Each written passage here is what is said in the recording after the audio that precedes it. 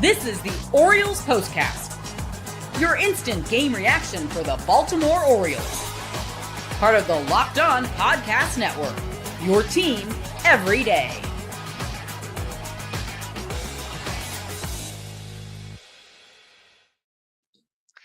A glimmer of light for the Baltimore Orioles as they take their second series of the year in a 5-4 win over the New York Yankees. Thank you so much for joining me here on this Wednesday night. My name is Luke Slabaugh. You are here on the Locked On Orioles postcast. It's the post-game show. I am your host for as many Orioles games as I can muster this season. And guys, the thumbnail of this video, the title of this episode, the description, that's the motif. Enjoy this. A lot of hesitations when a team stumbles out of the gate like this early. However, a glimmer of lights and just a little bit of hope as we turn the page on April. The Orioles finished 12-18, 6 games under 500, and well below the expectations that this fan base and the national media had. The narrative has been, the O's are too talented for something like this. It's true. Baltimore is talented, but they're also young. And with youth sometimes lacks composure. And also sometimes they're too old. We've seen instances of people trying to make a comeback or have one last hurrah in their MLB career and fallen flat on their faces. We've seen career starters accept new roles to try to get some mojo and turn the narrative of their career and the season around. And we've seen uncharacteristic performances out of players we expect to hit for power or hit for average or steal bases. So the Orioles have fallen short of expectations so far. However, I'm reminded of the great Bob Seger, the retired Bob Seger, mind you. Here I am on the road again, up on the stage. Here I go. Turn the page. We move on to May. And yes, I had some buddies back in Annapolis who turned me on to the Live Bullet album and got me into the deep cuts on night moves. I was more of a night moves and old time rock and roll type of guy myself. I could have done the Justin Timberlake, "It's Gonna Be May," but I'm not singing on this podcast. You don't want that. I don't want that. As a reminder, Connor Newcomb should be here tomorrow with his thoughts on the regular Locked On Orioles podcast show. I know that's what you all are here for. If you support this show, you support that show by extension. Let's all get along. And thank you for listening on the replay on YouTube and on the Locked On Podcast Network, wherever you get your podcasts for free. If you're streaming live on YouTube late, thank you. I apologize for my tardiness. I was watching the game with my spin instructor, got caught up. As soon as I knew it, it was in the 9th inning. I was watching Felix Bautista strike out Trent Grisham, and I was like, man, got to get back to my folks. So a 5-4 win and the second series win for the Baltimore Orioles as we officially turn the page on April. This is what you'll be talking about. They look extraordinarily small in this frame right now. If you're watching live on YouTube, 12-18. You look at FanGraphs, they update their playoff odds after each game. After winning 2 of 3 against the Bronx Bombers and the AL East division leaders, FanGraphs gives Baltimore a 15.4% chance to make the playoffs. Now, that's not high. However, you'd be surprised to know that there are some teams already, looking at you, Colorado, looking at you, Angels, it already sits at a 0. So there is hope for this team yet. Tonight's effort didn't start great. I want to thank you again for watching here live on YouTube or on the repeat, on the review, rewatch. Make sure to leave a comment. Let me know where you're watching from, listening from, and your thoughts of the season so far. First inning, there was already bad business going on for left-hander Cade Povich. Runner on and just a bad pitch. Grooved a sweeper to Aaron Judge. All rise. 10th home run of the year for the reigning AL MVP. Hit to the deepest part of the ballpark. It's 2-0. And I know O's fans and all of us watching and listening were like, not this again. But to Povich's credit, he bounced back very well, and the team kept its composure. The only other blemish was a solo home run to Paul Goldschmidt, and that is forgivable. Goldie was hitting some 600 against lefties this year, seeing yet another career renaissance. He had one in St. Louis. He appears to fit into this murderer's row of power hitters in the Bronx. But the second inning, they get him back. Jackson Holiday singles, and with right-hander Cookie Carrasco on the mound for the New York Yankees, it's time for Ryan Mountcastle to come to the plate and break an 0 for 18. Time to reveal where the game was won or lost. It's the turning point. He's trying to fix that camera to no avail. Slider in to Mountie. And Rhino hits a home run to left, breaks the 0 for 18, only a second home run of the year, but thank goodness for that left field wall. Someone who hit 30 home runs in his rookie year and has seen the power decrease every step of the way. Less than ideal so far for his career trajectory, but I know this town and this team means a lot to Ryan, and good to tie the game up. Same inning, Ramon Urias gets a fastball on the heart of the plate from Carlos Carrasco and makes it a 3-2 ball game, hits it over the left field wall, and they never looked back. Good to see Adley Rutschman get an RBI single, driving in Gunnar Henderson that same inning. In the bottom of the fourth, some signs of life. There was a question we had on the live stream last night asking, when did I think that Brandon Hyde was going to lose the clubhouse? And I answered, if you didn't listen or watch, that I couldn't answer that question in good faith because I didn't think that that was an issue so far. Yes, teams have their setbacks, and of course, it's a clubhouse of 26 individuals.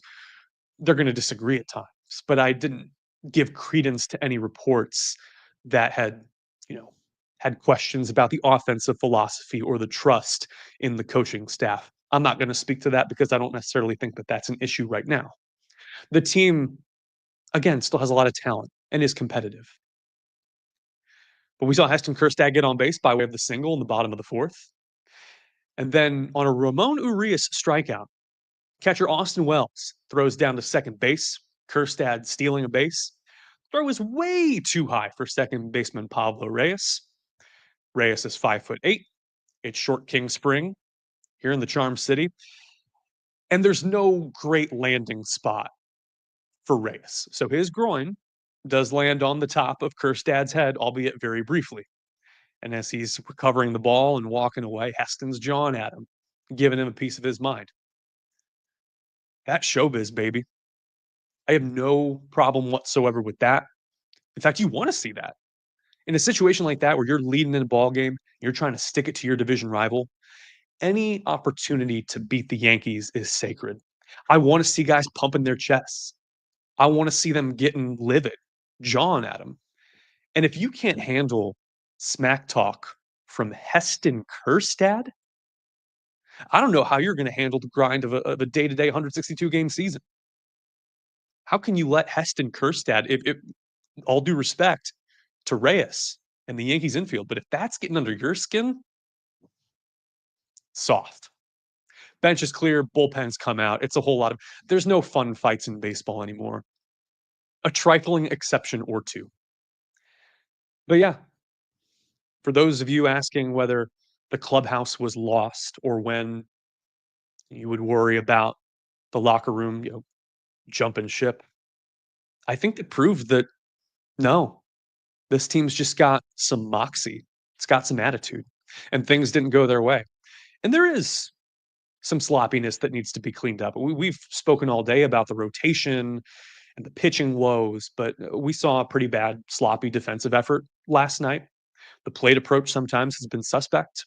We have seen guys off their game, not hitting, pulling their heads, mechanics way off.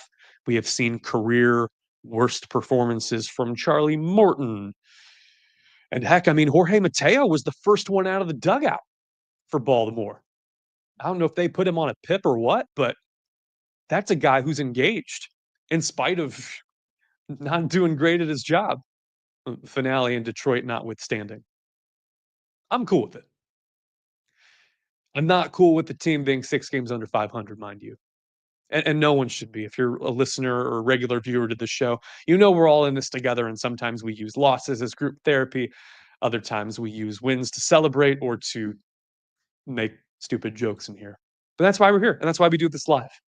Again, thank you for tuning in here late on your Wednesday night. I know that it is a bit later than expected, but I wanted to spend this night with you and talk about a great series win over the Bronx Bombers. 5-4, the final score.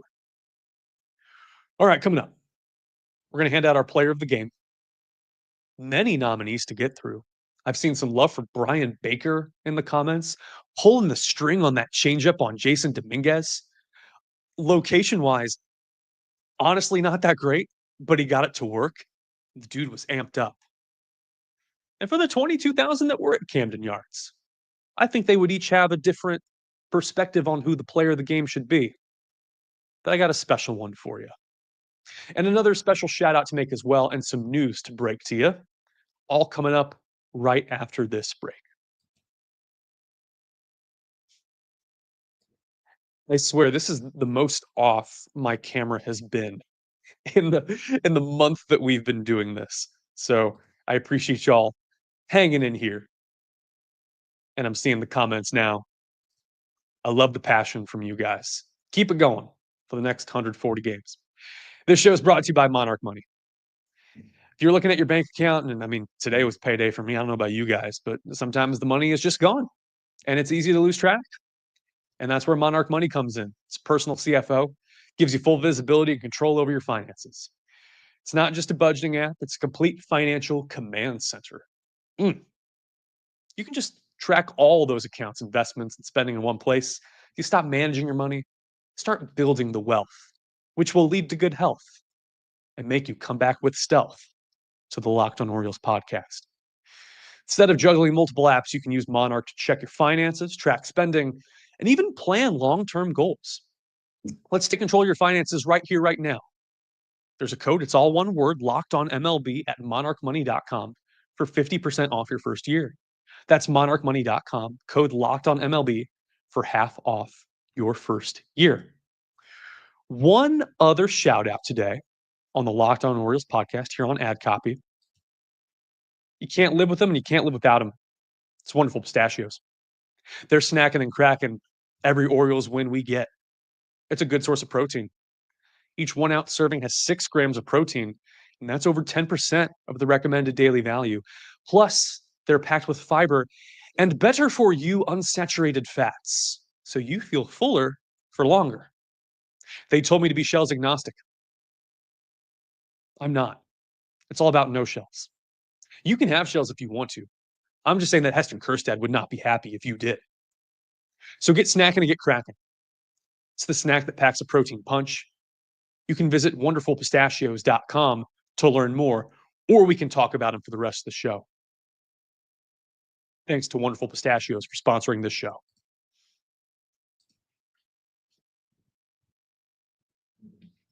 It's my last attempt. Okay, the camera is back. I'm happy for you all for getting this, for getting your nightly Orioles dose here on the Locked on Orioles postcast. We got about 10 minutes left to go. Let's dive into it with our player of the game. This is the Locked On Player of the Game. Because we all love the animations, it's Felix Bautista. Right-hander coming back from an elbow injury. Tonight, I think, was the pinnacle of all those saying, the mountain back? Definitely. Touching 99 on the fastball to get Trent Grisham at the end of the game, striking him out. The splitter the last 2 outings has been diving off the table. He has had the batters, from your Trent Grishams to your Aaron Judges, looking confused and scared. The break is just different, and different scares people. 5th save of the season for the Mountain. Good to know that the Orioles can win games handily, but it's good to know that in crunch time and high leverage situations, that the bullpen can get it done. And yes, there were stellar performances from Brian Baker. They were able to pass the baton. Cano to Soto. Keegan Aiken had a little bit of a dust up, but cool. For as much load as the left-hander Keegan Aiken has been carrying, I'm okay. They got out of this all right. Other nominees could have been Ramon Urias. That great catch on the top of the 7th. 1 out runner on second base. Trenton Grisham hits it to left field.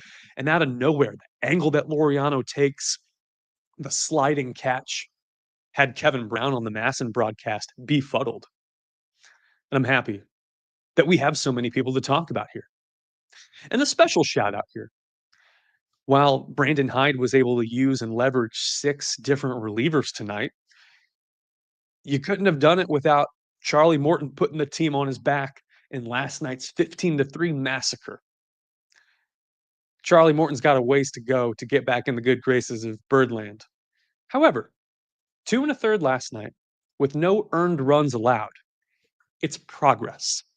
I am not saying to jump for joy.